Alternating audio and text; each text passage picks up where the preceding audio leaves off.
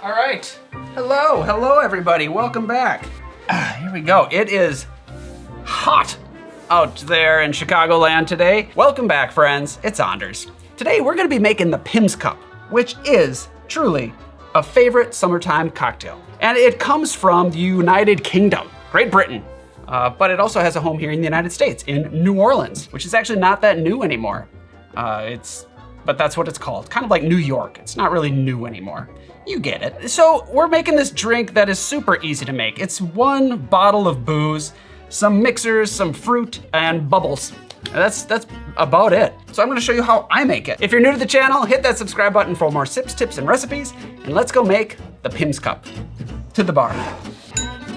Now where to start, where to begin? We could start at the very beginning, but I'm going to start with this bottle. So the PIMM'S cocktail, the PIMM'S cup, calls for PIMM'S. PIMM'S number 1, to be specific. And if you get this bottle, it even says on the back how to make a PIMM'S cup. So the PIMM'S cup was created in London in 1840 at an oyster bar, of all places.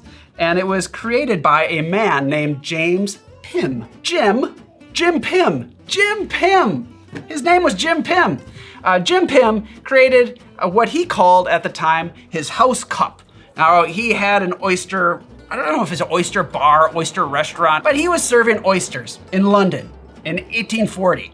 Probably didn't have a whole lot of refrigeration. I don't even know what the ice situation was. So maybe he was plucking them from the water, shucking them, and shoving them down people's throats. I don't know. I don't know how he did business. And he decided to make a house cup. In fact, that's what he called it. It was his house cup. And it was a gin-based drink that had herbs and botanicals, some citrus. I think there was quinine in there, all kinds of stuff. But it was meant to be a digestif. So you could have your oysters and you drink the house cup and your meal was complete. And your body would do the rest. Anyway, people loved it. By the 1850s, he was making this for other restaurants, this house cup. And by the end of the 1850s, 1859, he had bottled it and was selling it commercially. So there we have PIMM'S number 1. Later on, the company made a whole assortment of PIMM'S. You had PIMM'S number 2, which was Scotch-based, number 3, which is brandy-based, number 4, which was rum-based, number 5 was rye whiskey-based, number 6 was vodka-based, and number 7 was tequila-based. I actually only thought there were 6, but I learned that there was a number 7, which only lasted for a few years in like the 1960s or something like that. You don't need to write all of that down, by the way. They're not available anymore. In the 1970s, they phased most of those out, except you can still get the brandy base, the number 3, only it's called PIMM'S Winter Cup. I tried that once before, years ago. Don't remember what it tasted like. Oh, also, there is still a vodka cup that's available in small quantities. In 1940, the PIMM'S cup was introduced to New Orleans, of all places, at the Napoleon House. I don't know who brought the recipe over there, but by that point, the cocktail had changed, so it was mixed with British lemonade, which is a sparkling lemonade. I'm really not familiar with it. Let me know what I can get that would be similar to it, because here on the bottle, it says, lemon lime soda, which would be like Sprite or 7-Up. Maybe that's great. That's not how I like the drink. But anyway, let's go back to New Orleans, right? In New Orleans in 1940, they didn't have British lemonade, so they started mixing it with ginger ale. They also started adding cucumber to it, which is really nice. I highly recommend. I bring this up because I have proof. I was actually, 15 years ago, I went to the Napoleon House, had myself a PIMM'S cup. It was nothing fancy. They threw PIMM'S and ginger ale and a little cucumber slice on the edge. It was fine. I paid a little extra for the souvenir glass, which I still have. I like to use this for a vase or a vase, depending on how you like to say that word. So it has a home in New Orleans. It's been going on for 85 years. Not bad. That's a good run. In the 1970s, it was introduced to Wimbledon and served there every year since. In fact, it's become a massive tradition, rivaling the mint julep and the Kentucky Derby, I dare say. I read that they serve over 200,000 PIMM'S cups a year. That PIMM'S cup over in the UK is a little bit different than New Orleans, but it doesn't matter because it's really versatile. You can do it however you want. Seasonal fruit is welcome. Whatever bubbly thing you want to pour into the glass is okay.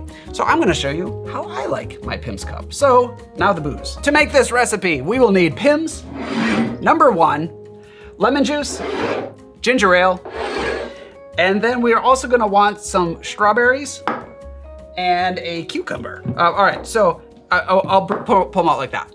Yeah. Is that good? We'll keep them separated. And we're only gonna use 2 strawberries. Actually, we might use 3. I might use 3. One is a garnish on the edge of the glass. I'm figuring this out as I go, but in the glass there will be 2 strawberries and some cucumber. We'll show you some B-roll here so you get a clear picture of what it is you're gonna need. All right, that's it. PIMM'S, we need that because it's a PIMM'S cup. The lemon juice, I'm just adding a little bit here. I do like the bite of the ginger, so ginger ale is nice here. You could use ginger beer if you want as well. And then of course the fruit, whatever fruit you have on hand. Seasonal is good, fresh fruit, clean, good, fresh fruit. All right, let's build. I'm gonna show you what to do with this cucumber in a minute. It's not what you think. Don't play with your food. Oh, the mat, gotta get the mat. So here is the deal. So typically this cocktail is made in the glass because it's very simple, but because I have a little bit of that lemon juice, I'm actually gonna shake it up real quick with some ice and then pour it into the glass with the ginger ale. But first, we wanna make that cup, the glass, look pretty. So grab a Collins glass, a highball, if you will. Actually, no, a Collins glass, highball is a little bit smaller. Grab yourself a glass. This is gonna defrost by the time. I should put this in the freezer if I wanna keep it cold. Scratch all of that. Back to the cucumber. So we're gonna do a little ribbon of cucumber in the glass, kind of like a horse's neck, if you're familiar with that drink. All right, so to get a ribbon, I want a long, you kind of be the judge. I'm gonna go with a nice long piece here, like this. Cut it right down the middle, then grab a peeler and peel a nice long ribbon. Look at that. It's like a tongue. This is a cucumber tongue. Now, set that off to the side, and then slice up 2 strawberries, just normally, however is going to fit into your glass. This is what we're looking for. Now, grab a Collins glass. I'm going to drop in a few ice cubes first. Now, twirl your cucumber ribbon around the glass. The glass is frosty now, but that's gonna fade. Drop in your strawberries. If you want, grab a spoon to kind of push them down to the bottom. There we go. You can really load this up with whatever you want. If you wanted, you could use apples. You could do another berry, raspberries, blueberries. I might eat some of these. You know, however many you want. Set that off to the side, grab a shaking tin, and into the shaking tin, 2 ounces of PIMM'S. Here we are. To that, we can add 1/4 ounce of fresh lemon juice, just a little bit. Now, you don't even need to add ice here, but I'm gonna add a few cubes to shake it up. Shake it up to combine everything. Doesn't have to be too long because we are pulling this over ice. All right, so now the magic happens. We are going to open our ginger ale, pour these together so they mix nicely. It's gonna be about 3 to 4 ounces of ginger ale, I'd say, but make sure you definitely get all the PIMM'S in there too. Go, there we go. That's what I'm talking about. So now things are moving. I can even drop in more fruit. If you want, I'm gonna just put it all in there. And for a garnish, mint. Drop it in. If you want, you could add another strawberry there. I don't know if I need it, but fruity. Grab a straw. That's pretty, isn't it? That's really, really pretty. There we have the PIMM'S cup. Cheers, there it is. Okay, now let's get some of this crap out of here. That is absolutely beautiful. Don't you think? I really like a Collins glass here because there's a lot of window space. So you can look inside and look forward to eating all of that booze-soaked fruit. I think the original PIMM'S cup, or at least like, you know, the traditional way, is not necessarily mint, but another herb that I'm not familiar with, like borage or barrage.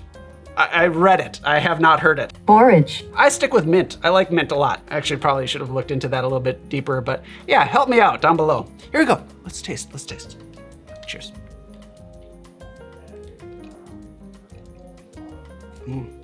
That's actually wonderful. I tell you what, it is not gonna punch you in the face. There's a slight bitterness on the end from the PIMM'S. There's like an herbal component. I actually taste the strawberries and the cucumber. It makes it really light. And then there's a little ginger snap. It's not overpowering. You know, maybe if you had your British lemonade, that might be a little brighter. I'm not sure, but I'm happy with the ginger ale. I think it's really good, and it looks beautiful. Like this is, I see why Wimbledon sells hundreds of thousands of these.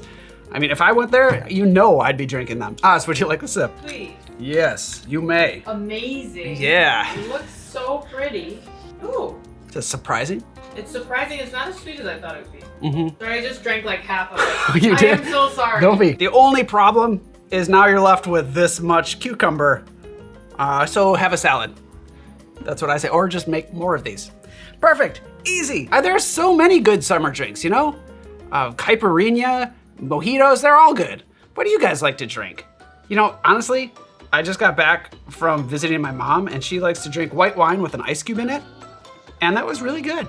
I enjoyed it. I kind of like the clinkling ice cube. So there we have it. What did you think about this?